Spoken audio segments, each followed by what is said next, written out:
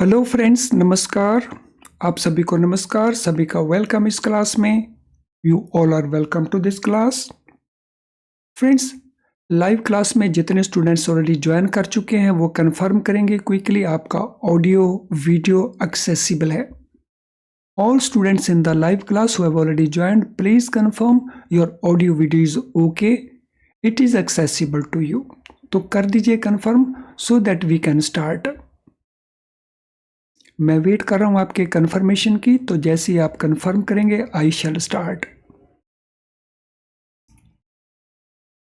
तो चलिए शुरू करते हैं आज का डिस्कशन। आज का हमारा डिस्कशन प्रीवियस लेसन से इन कंटिन्यूएशन है। मॉड्यूल ए के चैप्टर 1 में हम ये फॉरेन एक्सचेंज की क्लास को कर रहे हैं। ये हमारी बेस बिल्डिंग क्लास है जिसमें पहले हम कॉन्सेप्ट को, उसके बाद उससे रिलेटेड क्वेश्चंस को डिस्कस कर रहे हैं, जिससे आपके कॉन्सेप्ट एकदम क्लियर हो जाते हैं और फिर पेपर में कुछ भी क्वेश्चन आपसे पूछा जाए आसानी से आप उनके आंसर दे सकते हैं।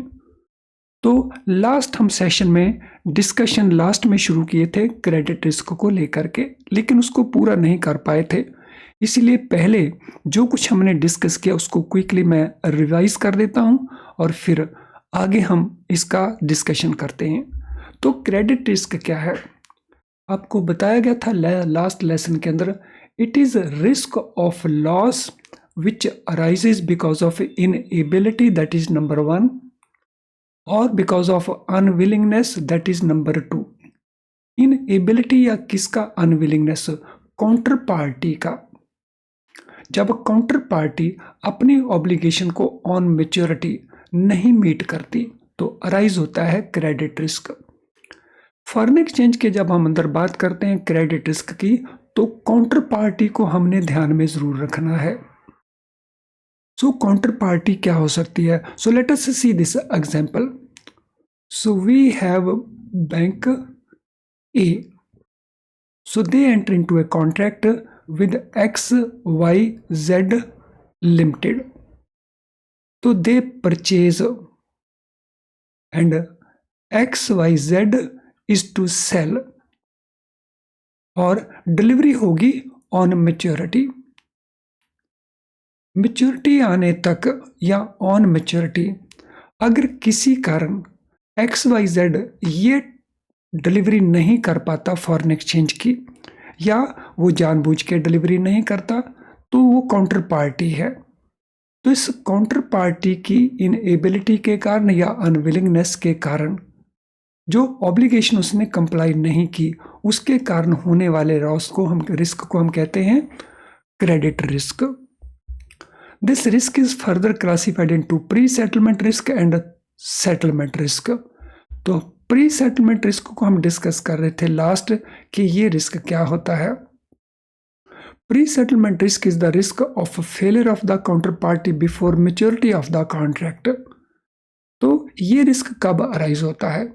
अभी ड्यू डेट नहीं आई है, अब मैच्योरिटी डेट अभी दिन नहीं आई है, लेकिन मैच्योरिटी डेट से पहले ही जो XYZ है ये इंसॉल्वेंट हो जाता है, दिवालिया हो जाता है, और वो भी ड्यू डेट से पहले। तो उस केस में कौन सा रिस्क अराइज होगा? प्री सेटलमेंट रिस्क, यानी सेटलमेंट रिस्क से पहले ही ये सिचुएशन अराइज होगी। तो इस केस में बैंक ए को अब क्या करना होगा? बिकॉज बैंक ए परचेज का कॉन्ट्रैक्ट कर बैठा है, तो उसके बेसिस के ऊपर बैंक ए ने कोई सेलिंग का कॉन्ट्रैक्ट किया होगा अपनी ट्रांजैक्शन को हेज करने के लिए। तो अब बैंक ए को क्या करना पड़ेगा? अब बैंक ए को किसी नई काउंटर पार्टी को ढूंढना होगा और उससे वो परचेज करेगा at ongoing market rates. यानी एक तो बैंक नई काउंटर पार्टी तलाश करेगा और दूसरा जो परचेज करेगा वो उस समय का जो रेट होगा मार्केट का, विच में बी मोर, तो उसके ऊपर अपनी ट्रांजैक्शन को कवर करने के लिए वो परचेज करेगा। तो प्री सेटलमेंट रिस्क में इस प्रकार से सिचुएशन अराइज होती है। In case of lending and borrowing, credit risk arises from possibility of loss resulting from borrower's failure to repay a loan और मीट कॉन्ट्रेक्चुअल ऑब्लिगेशन। यहां तक हम बात कर रहे थे फॉरेन एक्सचेंज की ट्रांजैक्शन से रिलेटेड क्रेडिट रिस्क, और यहाँ पे हम बात कर रहे हैं लेंडिंग एंड बोरिंग ट्रांजैक्शन के बीच में। So lending and borrowing transaction में क्रेडिट रिस्क कैसे अराइज होता है? तो ये अराइज होता है because of possibility of loss resulting from borrower's failure. तो यहाँ पे बोरोर हमने वर्ड यूज करते हैं। तो जब नॉर्मल क्रेडिट रिस्क है तो we always talk about the borrower's का failure to repay the loan और मीट कॉन्ट्रेक्चुअल ऑब्लिगेशन। लेकिन जब हम फॉरेन एक्सचेंज के अंदर क्रेडिट रिस्क की बात करते हैं तो we talk about counter party. It also arises from issuer's failure in paying coupon amount or repaying the principal amount on maturity in respect of bonds, debentures, commercial paper, intercorporate deposits issued by a company। ये तीसरी situation हो गई credit risk के लिए। तो ये और किस कारण अराइज हो सकता है? अगर कोई कंपनी इशू करती है बॉन्ड्स या डिबेंचर्स या कमर्शियल पेपर या इंटरकॉर्पोरेट डिपॉजिट्स और किसी कारण ऑन मैच्योरिटी वो रीपेमेंट नहीं कर पाती या वो इंटरेस्ट के अमाउंट को पे नहीं कर पाती, जिसको हम कूपन अमाउंट कहते हैं, तो कौन सा रिस्क अराइज हो जाएगा? In that case also credit risk will arise. तो फॉरेन एक्सचेंज में कैसे अराइज होता है वो हमने अंडरस्टैंड कर लिया। क्रेडिट ऑपरेशन में बोरिंग लैंड में कैसे अराइज होता है वो हमने अंडरस्टैंड कर लिया। और अगर बॉन्ड डिबेंचर एटसेट्रा इश्यू करने वाले इश्यूअर जो हैं वहाँ पे क्रेडिट रिस्क कैसे राइज होता है तो वो भी हमने अंडरस्टैंड कर लिया है। तो आई होप ये सारे के सारे हमने ठीक से अंडरस्टैंड कर लिए होंगे। अगर ऐसा है तो थोड़ा सा कंफर्मेशन मुझे ऐड कर दीजिए, कमेंट कर दीजिए, फीडबैक दे दीजिए कमेंट बॉक्स के अंदर that you have been able to understand credit risk properly। आपने क्रेडिट रिस्क को appropriately अंडरस्टैंड कर लिया है। तो ये कंफर्मेशन जरा मुझे कमेंट बॉक्स में दे दीजिए।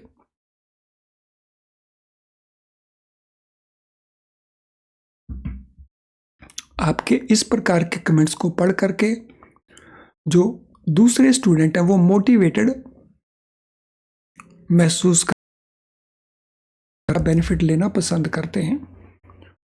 तो कर दीजिए छोटी सी कंफर्मेशन। डिफॉल्ट में rise because of non performance of the borrows business, non performance of the industry and overall economy etcetera.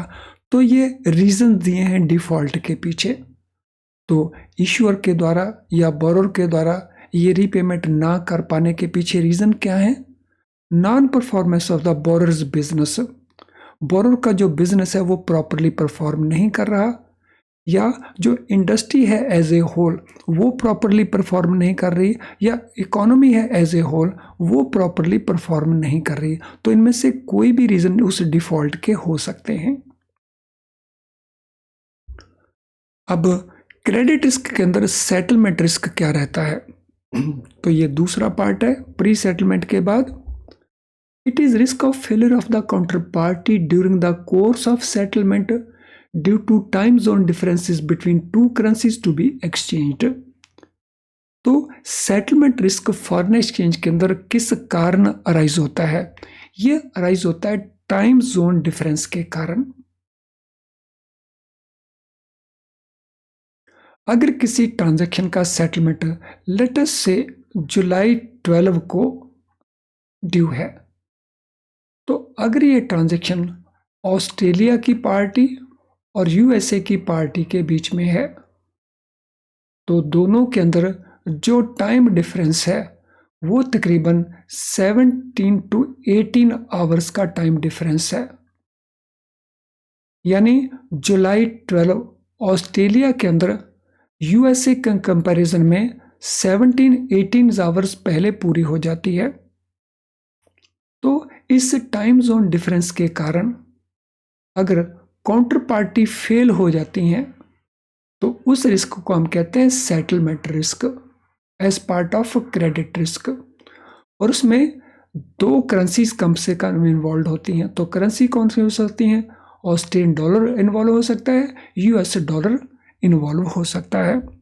यानी ब्रॉडली हमने क्या ध्यान रखना है, करेंसी एक से ज़्यादा है, सेम करेंसी नहीं है, फेलियर काउंटर पार्टी का है, और तीसरा सेटलमेंट का ये फेलियर टाइम जोन डिफरेंस के कारण है, तो तब हम कहेंगे इसको settlement risk. It happens when one party performs its part of the contract by delivering the currency to be delivered by it.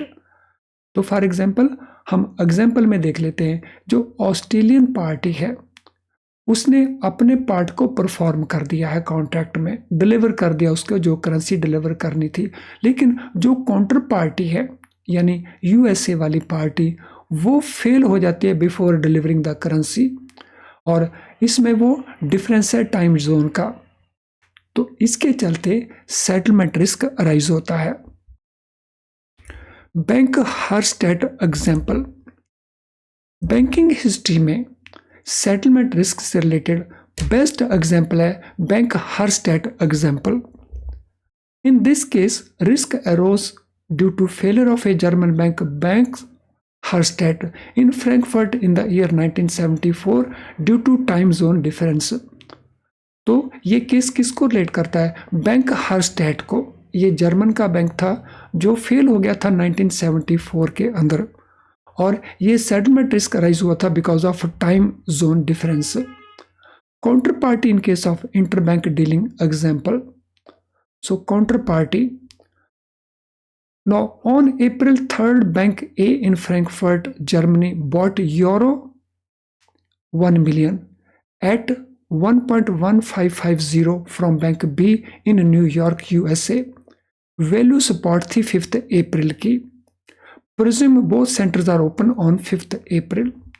So ये ट्रांजैक्शन कब हुई, 3rd April को ये ट्रांजैक्शन हुआ। बैंक A जर्मनी में था और बैंक बी न्यूयॉर्क यूएसए में था। ट्रांजैक्शन की वैल्यू थी यूरो 1 मिलियन और वैल्यू स्पॉट रेट डिलीवर होनी थी 5th अप्रैल को, और 5th अप्रैल जर्मनी में भी और यूएसए में भी वर्किंग डे अज्यूम किया गया। तो इस कारण ये रिस्क अराइज होता है अगर इसके अंदर एक पार्टी अपनी ट्रांजैक्शन को पूरा कर देती है और दूसरी पार्टी अपनी ट्रांजैक्शन को पूरा नहीं कर पाई। जैसे बैंक हर्स्टेट अपनी ट्रांजैक्शन को पूरा नहीं कर पाया, तो जिसके कारण वर्ल्ड के बहुत सारे बैंकों को लॉस हुआ। तो ये एग्जाम्पल है बैंक हर्स्टेट की। So this means bank A in Frankfurt will receive euro 1 million from bank B, value 5th November. तो इस ट्रांजैक्शन के अंदर जो हमने ट्रांजैक्शन यहाँ पे देखी, इस ट्रांजैक्शन के मुताबिक जो जर्मनी वाला बैंक है उसको तो 1 मिलियन मिल जाएंगे यूरो 3rd अप्रैल को itself, deliverable 5th April. So this mean bank A in Frankfurt will receive euro 1 million from bank B, value 5th November. In consideration has to remit this much amount to bank B in New York. तो ये amount 100 ही होना चाहिए, यहाँ पे amount गलत लिया गया है, तो उसको रिमिट करने हैं दिस वैल्यू ऑन 5th, क्योंकि उसको सेटलमेंट करनी है on 5th।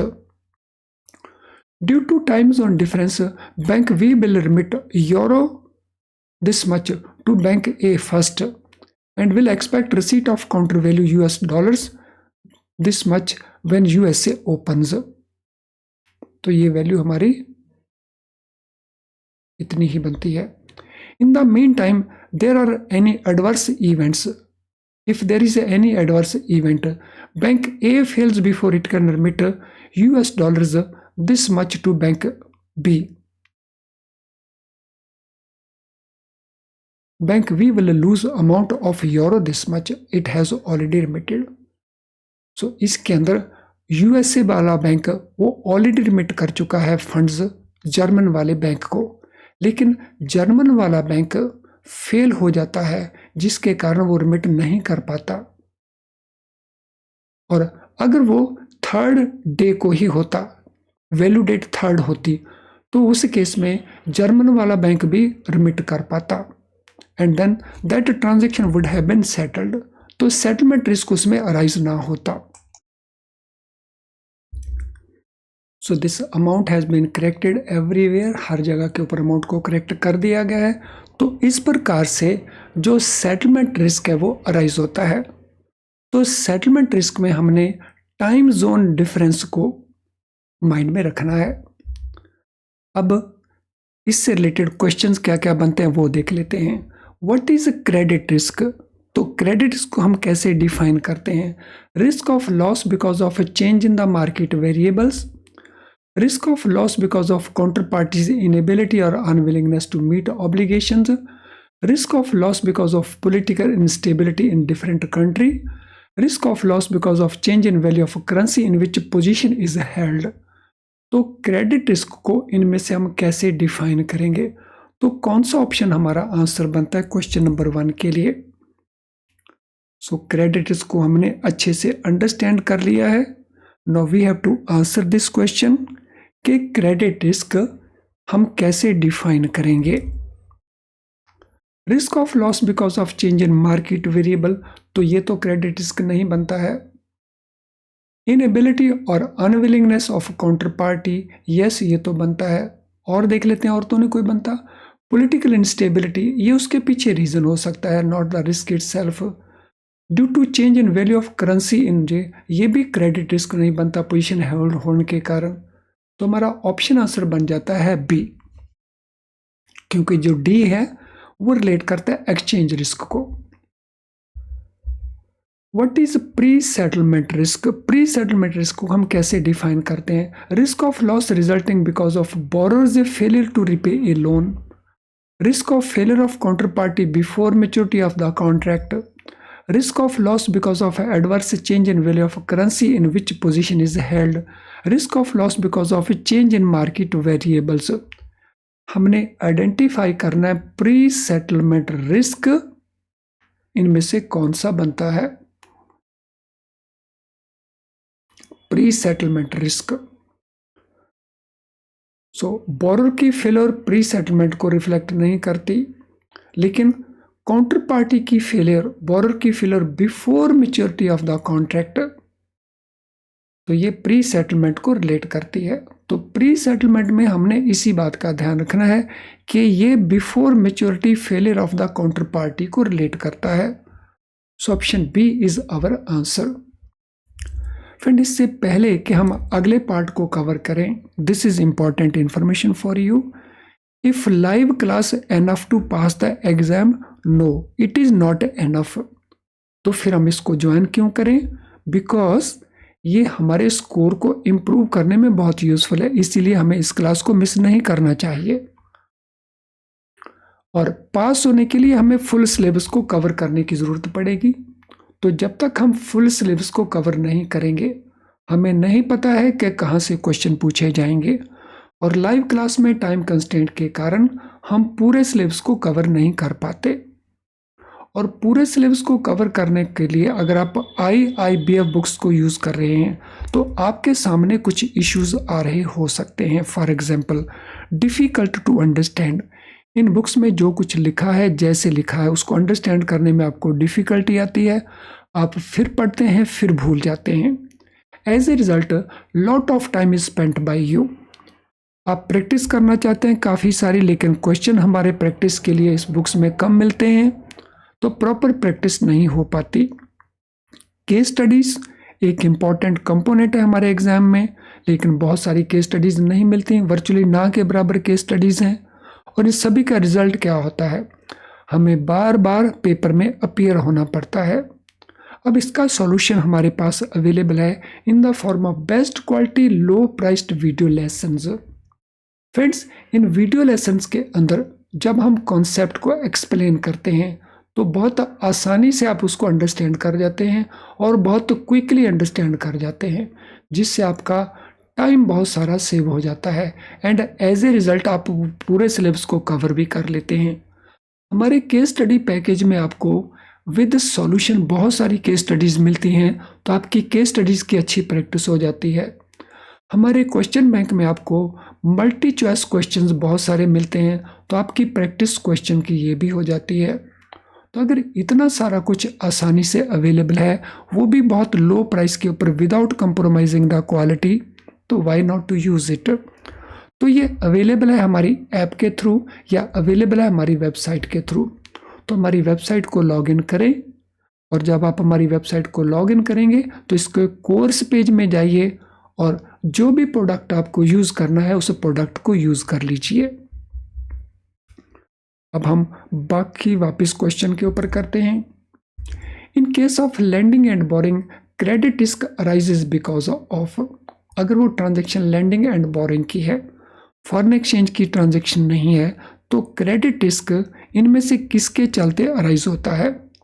Non performance of borers business, adverse change in market variables, non enforceability of contract against counter party, failure of to meet obligation at maturity of the underlying transaction. हमने बताना है credit risk इनमें से कब arise होता है।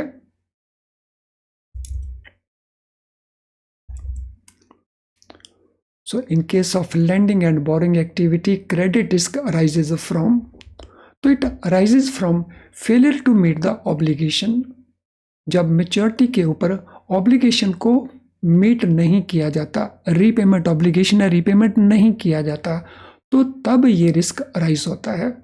और उसके पीछे रीजन हो सकता है non performance of borers business. तो non performance of borrower business ये रिस्क नहीं है डायरेक्टली। रिस्क कौन सा है? तो क्रेडिट रिस्क ऑप्शन डी है। What is settlement risk?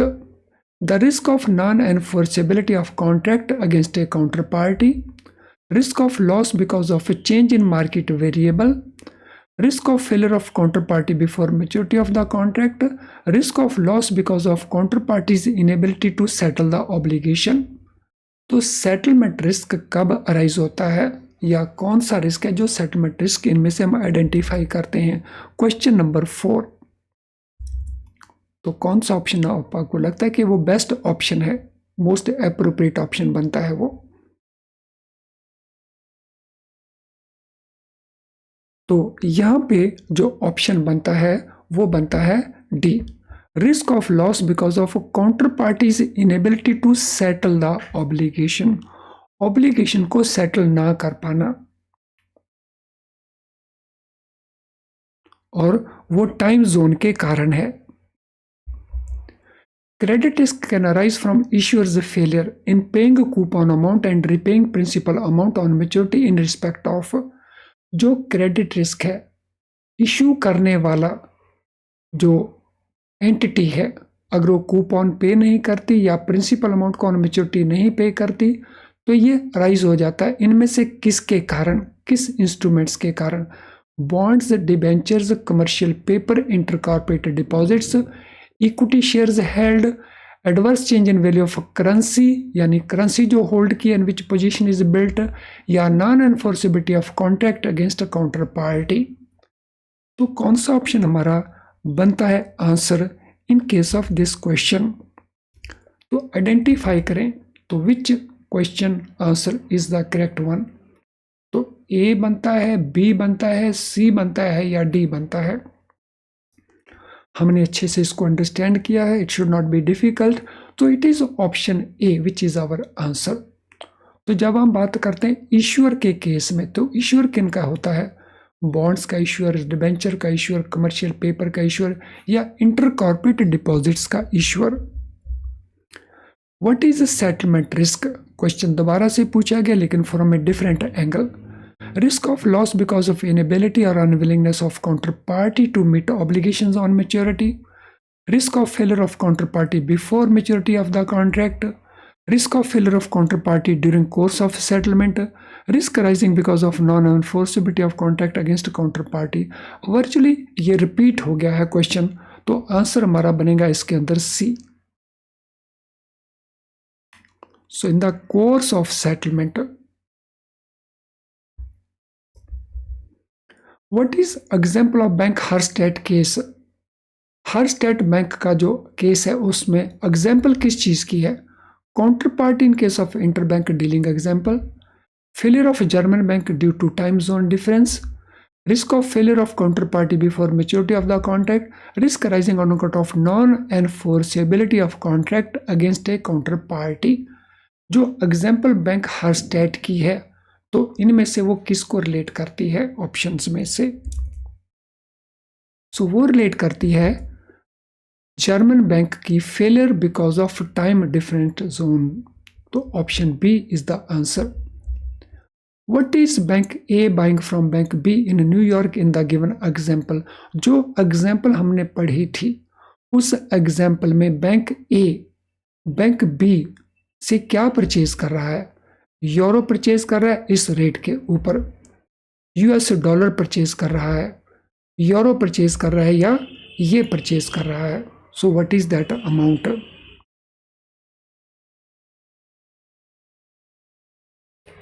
So what is the answer?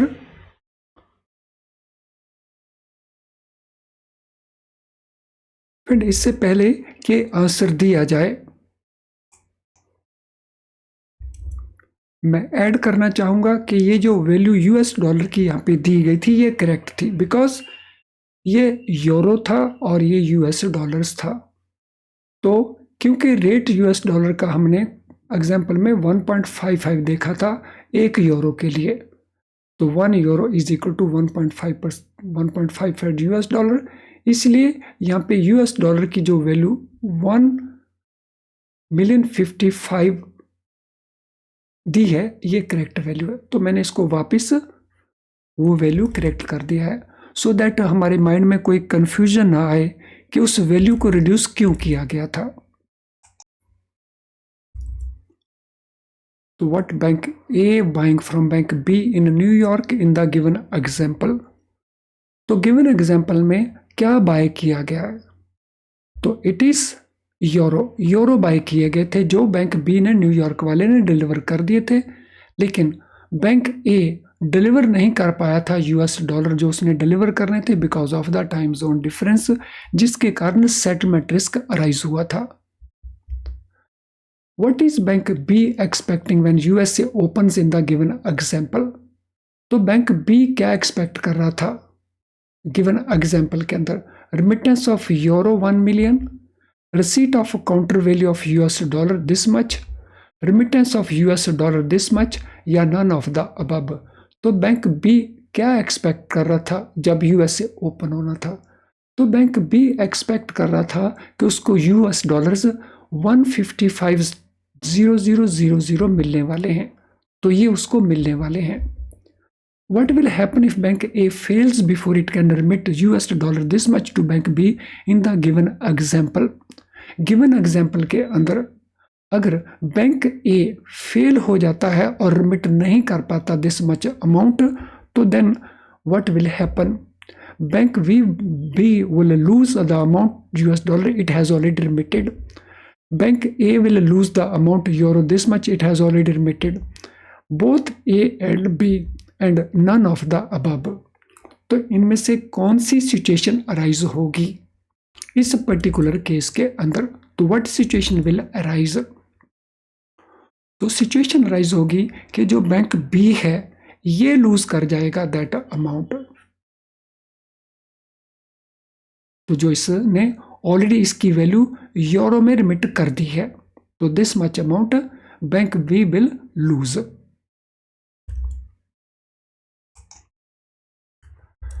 Friends, आज के सेशन से रिलेटेड आपका कोई भी क्वेश्चन हो तो इस वीडियो के कमेंट बॉक्स के अंदर आप अपने क्वेश्चन को टाइप कर सकते हैं, तो वहाँ सूटेबली हम आपके क्वेश्चन को आंसर कर देंगे। अगर कोई आपकी जनरल क्वेरी है तो ये हमारा ईमेल आईडी है, तो आप इस ईमेल आईडी को यूज़ कर सकते हैं अपनी जनरल क्वेरी के लिए। आज का सेशन अगर आपको यूज़फुल लगा तो उसको लाइक ज़रूर कर दें। आपका लाइक करना मीन्स यूट्यूब और बहुत सारे स्टूडेंट्स को ये लेसन दिखाने की कोशिश करेगा। इसके लिंक को आप शेयर कर सकते हैं अपने फ्रेंड्स और कोलीग्स के साथ। चैनल अगर आपने अभी तक सब्सक्राइब नहीं किया और वो भी बेल आइकन पुश करके, तो हमारे नोटिफिकेशंस आपको नहीं मिल रहे होंगे, जिसके कारण हमारी बहुत सारी क्लासेस आप मिस कर रहे होंगे। तो चैनल को सब्सक्राइब करें, वो भी बेल आइकन के साथ।